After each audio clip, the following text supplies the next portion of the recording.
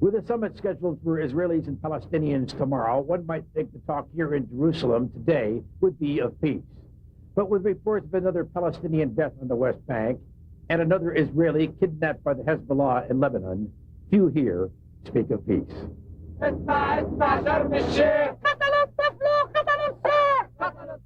It is too soon to predict the outcome of what is clearly a last-ditch attempt to salvage some form of peace through a summit. But young Palestinians demonstrating on the West Bank and a not-so-subtle poster showing President Clinton cuddling Israeli Prime Minister Ehud Barak give a clear indication of how many believe this summit will not end the current crisis. What I see, maybe there is war. War. Do you think there's any possibility of peace as a result of this? Possible with Israel. Impossible. Possible, because Israel is not want peace. In Manger Square in Bethlehem, in the presumed place of the birth of Jesus Christ, there is little sign of peace.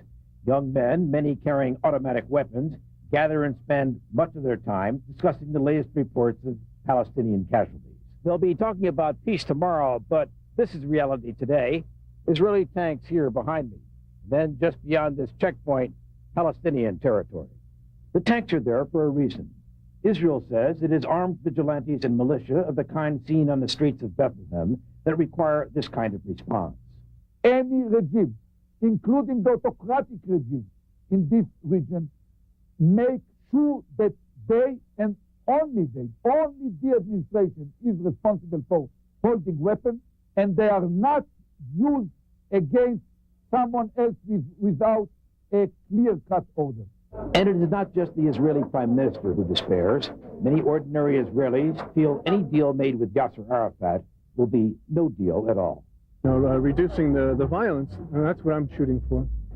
In terms of whether or not there'll be some kind of a real agreement or anything, I don't think that it can happen that quickly. How can you make peace with people that just want to kill you all the time? With the mood here definitely pessimistic, and most Israelis and Palestinians believing that nothing really will come of this summit, all but the extremists agree words are a lot better than bullets and stones. But they also agree on one other thing. In the words of a high Palestinian official, if this summit doesn't work, all hell could break loose. In Jerusalem, I'm Christopher Jones, Fox 5 News. Now back to you in New York.